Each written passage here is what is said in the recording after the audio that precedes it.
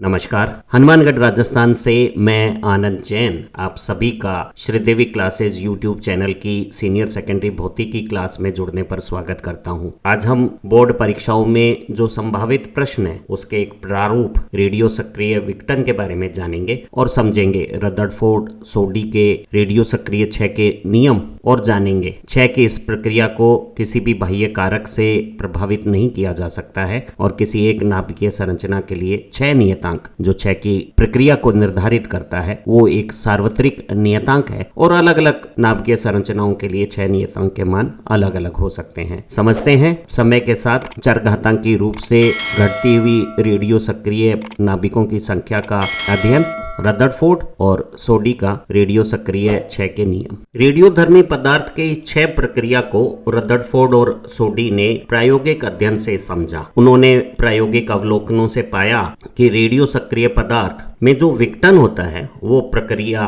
बाह्य भौतिक स्थितियां, ताप, दाब, विद्युत या चुंबकीय क्षेत्र के असर या उनकी रासायनिक यौगिक संरचना से पूरी तरह से स्वतंत्र है और कोई भी बाह्य कारक क्षय की प्रक्रिया को प्रभावित नहीं करता है। और किसी समय पे रेडियो सक्रिय नाभिकों की जो उपस्थित संख्या है उसमें जो परिवर्तन dn होता है उसकी समय के साथ दर जो dn/dt जिसे हम विघटन की दर या रेडियोधर्मी पदार्थ की रेडियो सक्रियता कहते हैं वो उस क्षण विशेष पे उपस्थित रेडियो सक्रिय नाभिकों की संख्या के समानुपाती है। अगर नाभिक अधिक संख्या में होंगे तो उनमें क्षय की दर भी, विघटन की दर भी अधिक होगी। क्षय की दर उपस्थित नाभिक संख्या के समानुपाती है और इस समानुपाती संबंध को बराबर का समीकरण बनाने के लिए एक नियतांक लैम्ब्डा क्षयांक का इस्तेमाल किया जाता है। क्षयांक रेडियोधर्मी तत्व का विघटन या क्षय का स्थिरांक है जो क्षय की दर को निर्धारित करता है। यहाँ इस गणितीय समीकरण में ऋण चिन्ह ये दर्शा रहा है कि समय बढ़ने के साथ साथ रेडियोधर्मी पदार्थ की सक्रिय नाभिकों की संख्या में कमी आ रही है और ये क्षय की दर dn/dt गणित की दृष्टि में एक ऋणात्मक अनुपात है और क्षयांक एक धनात्मक अंक है। नाभिकों की संख्या भी धनात्मक अंक है। तो दोनों समीकरण में मिलान के लिए क्षय की दर, समय के साथ नाभिकों की संख्या को घटना यहाँ ऋण चिन्ह से प्रदर्शित हो रहा है। रदरफोर्ड और सोडी के नियमानुसार रेडियोधर्मी पदार्थ के नाभिकों की उपस्थित संख्या में क्षय की दर, कमी की दर उपस्थित नाभिक संख्या के समानुपाती है और समानुपाती स्थिरांक लैम्ब्डा एक स्थिरांक है जिसे हम क्षयांक कहते हैं और ये क्षयांक रेडियोधर्मी तत्व की क्षय की दर को निर्धारित करता है। हम इस गणितीय सूत्र में क्षयांक को रेडियोधर्मी पदार्थ में विघटन की समय दर और उपस्थित नाभिक संख्या के अनुपात के रूप में व्यक्त कर सकते हैं। हम कह सकते हैं प्रति एकांक उपस्थित नाभिक संख्या में जो क्षय की दर है वही क्षयांक है और अगर क्षयांक की मान उच्च है तो उपस्थित मात्रा में क्षय की दर अधिक होगी। हम क्षयांक को एकांक समय में क्षय हुए अंश के रूप में भी प्रकट कर सकते हैं। अगर किसी अल्प समय dt में उपस्थित n संख्या में से एक हल्का अंश dn विघटित हो जाता है तो ये जो भिन्नात्मक आंशिक क्षय का भाग है dn/n प्रति एकांक समय वही क्षयांक हो जाएगा और क्षयांक का अधिक मान दर्शा रहा है कि प्रति एकांक समय में अगर क्षयांक का मान अधिक है तो विघटित होने वाला अंश भी अधिक मान रखेगा। यदि किसी रेडियोधर्मी तत्व के n नाभिक किसी समय पे उपस्थित हैं और ये n नाभिक प्रति सेकंड अल्फा कणों का उत्सर्जन करके पुत्री नाभिकों में विघटन के साथ बदल रहे हैं तो ऐसे अल्फा कणों की अगर स्मॉल n संख्या हो तो हमें इस रेडियोधर्मी तत्व का क्षय स्थिरांक, क्षयांक का मान ज्ञात करना है। हमने जाना कि रदरफोर्ड सोडी नियमानुसार रेडियोधर्मी पदार्थ में क्षय की दर, समय के साथ सक्रिय नाभिकों में परिवर्तन की दर उपस्थित नाभिक संख्या के समानुपाती है और समानुपाती स्थिरांक क्षयांक है। यहाँ एकांक समय में क्षय की दर उत्सर्जित अल्फा कणों की संख्या के बराबर स्मॉल n है तो ऐसी स्थिति में क्षयांक स्मॉल n एकांक समय में विघटित हुए नाभिकों की संख्या और उपस्थित नाभिकों की कुल संख्या का अनुपात हो गया है और क्षयांक की इकाई 1/सेकंड हो जाएगी।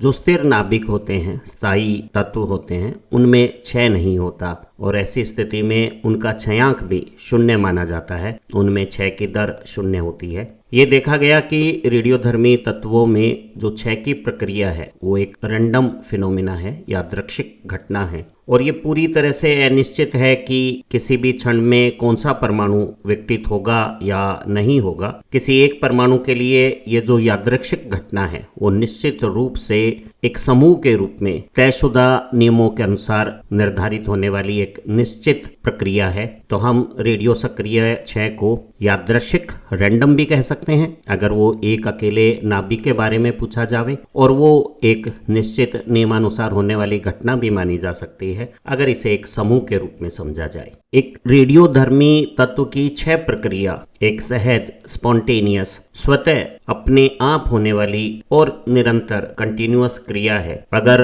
कोई रेडियोधर्मी तत्व उपलब्ध है तो वो अपने स्वाभाविक गुणों से लगातार क्षय क्रिया करता रहेगा और इस क्षय की प्रक्रिया को किसी भी बाह्य कारक से, चाहे वो भौतिक स्थितियां हो, ताप, दाब, विद्युत या चुंबकीय क्षेत्र की उपस्थिति या परिवर्तन, इनसे या रेडियोधर्मी तत्व के नाभिकीय संरचना के किसी भी प्रकार के रासायनिक संगठन हो, कंपोजिशंस हो, चाहे वो ऑक्साइड, कार्बोनेट, सल्फेट या किसी भी रूप से हो, एक प्रकार के नाभिक एक ही जैसी क्षय प्रक्रिया रखते हैं। तो क्षय की इस क्रिया को बाह्य भौतिक या रासायनिक तरीकों से परिवर्तित नहीं किया जा सकता है। किसी दिए हुए तत्व में जो क्षय की दर है वो उपस्थित नाभिकों की संख्या के समानुपाती है। अधिक नाभिक अधिक मात्रा में विघटन की दर रखेंगे और विघटन की समय दर प्रति एकांक उपस्थित परमाणु संख्या देखी जाए तो वो क्षयांक नियत रहता है। या हम कह सकते हैं कि एकांक समय में क्षय हुआ अंश क्षयांक किसी एक तत्व के लिए नियत है। वो किसी भी भौतिक रसायन कारण या समय या स्थिति के परिवर्तन पे भी परिवर्तित नहीं होगा। लेकिन अलग अलग तत्वों के लिए क्षयांक के मान अलग अलग हो सकते हैं।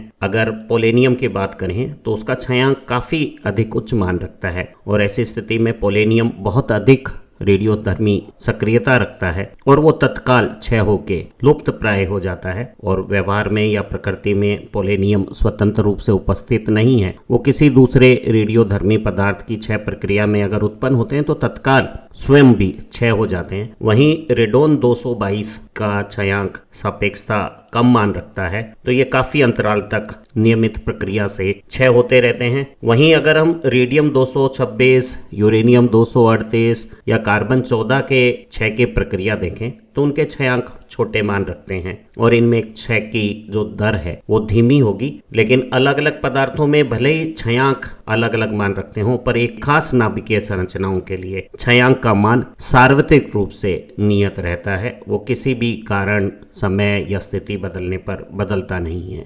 रदरफोर्ड और सोडी के रेडियो सक्रिय क्षय के नियमानुसार किसी रेडियोधर्मी तत्व में समय के साथ क्षय की दर उपस्थित सक्रिय रेडियोधर्मी तत्व नाभिकों की संख्या के समानुपाती है। समानुपाती स्थिरांक क्षयांक है और यहाँ ऋण चिन्ह प्रदर्शित कर रहा है कि समय के साथ उपस्थित परमाणुओं की संख्या घट रही है, कम हो रही है। ये जो स्वरूप है रेडियो सक्रिय क्षय का, रदरफोर्ड सोडी नियम, इसका प्रयोग हम एक अल्प समय अंतराल पे ही कर सकते हैं। अगर हमें लंबे समय काल के लिए समझना हो तो उपस्थित परमाणुओं की संख्या लगातार परिवर्तनशील है और ऐसी स्थिति में इस अवकलन सूत्र को समाकलन से हल करने के लिए हम जो चर परिवर्ती राशियां हैं उन्हें समीकरण के अलग अलग भाग में ले जा सकते हैं। हमने रेडियोधर्मी नाभिक की संख्या n और उसमें होने वाले परिवर्तन dn को एक तरफ और समय को दूसरी तरफ ले लिया है। नियतांक को हम किसी भी तरफ रख सकते थे और ये हमारा रदरफोर्ड सोडी नियम का रूप परिवर्तन कर लिया। और अब समाकलन करने पर हम पाते हैं कि 1/n का n के सापेक्ष समाकलन नेचुरल लॉग n हो गया है। यहाँ लैम्डा नियतांक है, माइनस लैम्डा को बाहर ले लें तो dt का समाकलन t हो गया है और ये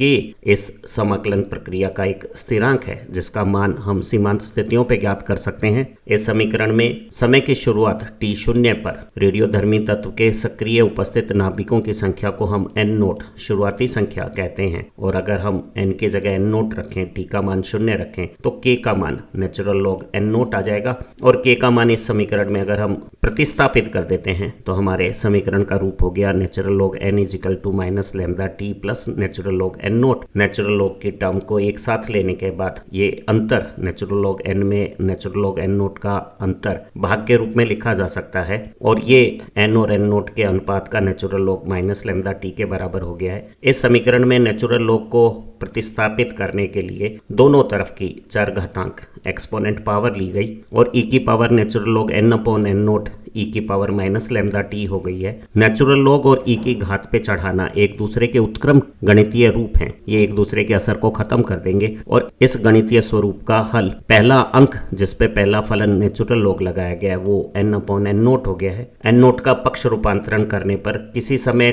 t पर रेडियोधर्मी तत्व के उपस्थित सक्रिय नाभिकों की संख्या n को हम शुरुआती t0 स्थिति पे नाभिकों की संख्या n0 के साथ इस चरघातांकी 6 समीकरण से निरूपित कर सकते हैं n = n0 ई की पावर माइनस लैम्डा टी। और ये समीकरण बता रहा है कि t बढ़ने के साथ रेडियोधर्मी तत्व के नाभिक संख्याओं में चरघातांक के रूप से 6 की क्रिया होगी।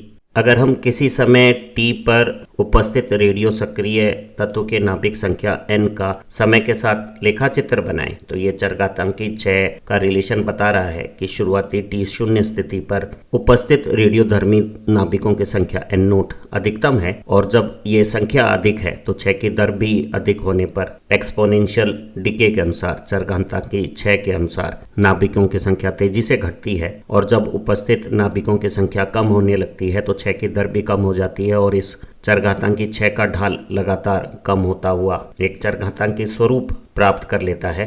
शुरुआत में जब नाभिक अधिक संख्या में हैं तो उनमें 6 की दर भी अधिक है और बाद में जब नाभिक कम संख्या में रह गए हैं तो 6 की दर भी कम हो गई है। हम एक ऐसा समय काल समझ सकते हैं जो छयांक का व्युत्क्रम मान रखता है और उस समय काल पे लैम्डा और टी का गुणनफल 1 मान रख लेगा और ई चरघातांक एक संख्या है 2.718 और हमारी उपस्थित परमाणुओं की संख्या शुरुआती n0 संख्या में 2.718 का भाग देने से आ जाएगी और ये अनुपात 0.368 n0 होगा। इसे हम याद भी कर सकते हैं। 3 दूना 6 और 6 और 2 8 लगभग 37% ये संख्या हो गई है। तो हम कह सकते हैं कि किसी रेडियोधर्मी तत्व के लिए छयांक या 6 का स्थिरांक उस समय काल का व्युत्क्रम है जिस समय काल में उपस्थित नाभिकों की संख्या शुरुआती संख्या का 37% या 36.8% मान प्राप्त कर लेती है और ऐसी स्थिति में उपस्थित संख्या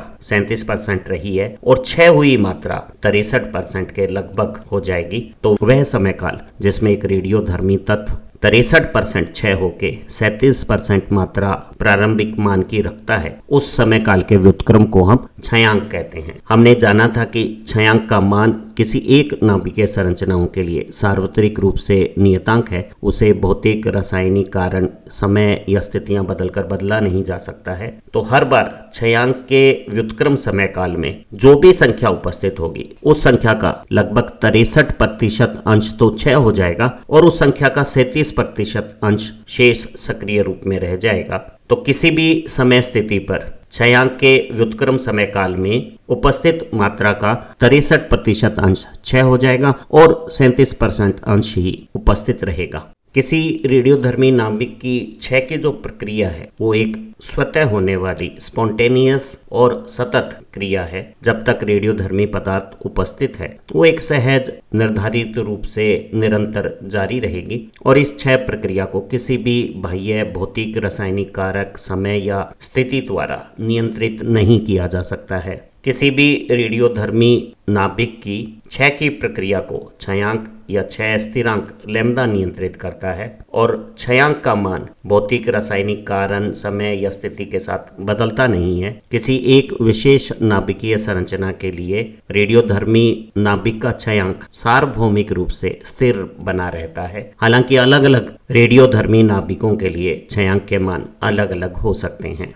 उम्मीद है इस खूबसूरत संक्षिप्त वीडियो की मदद से आपको रदरफोर्ड सोडी के रेडियो सक्रिय क्षय के नियम अच्छी तरह से समझ में आ गए होंगे और आप इसके अवकलन और अधिक समय काल के चरघातांकी क्षय रूप दोनों को ठीक से समझ गए होंगे। आपने छयांक के बारे में भी समझ बनाई होगी और छयांक एक नाभिकीय संरचना के लिए सार्वभौमिक स्थिरांक है और अलग अलग नाभिकीय संरचनाओं के लिए अलग अलग मान रखता है। ये तथ्य भी आपकी समझ में आया होगा। हमारी इसी श्रृंखला की इस प्लेलिस्ट की दूसरी वीडियो भी इतनी अधिक ज्ञानवर्धक और परीक्षाओं की तैयारियों के लिए महत्वपूर्ण है और अगर आपको हमारे परीक्षा उपयोगी नोट्स और ऑनलाइन संशय दूर करने वाली डाउट क्लियरिंग क्लासेज की आवश्यकता महसूस हो तो इस चैनल की YouTube मेंबरशिप नीचे ज्वाइन बटन दबा के भी ज्वाइन करें और एक मामूली खर्च से अपने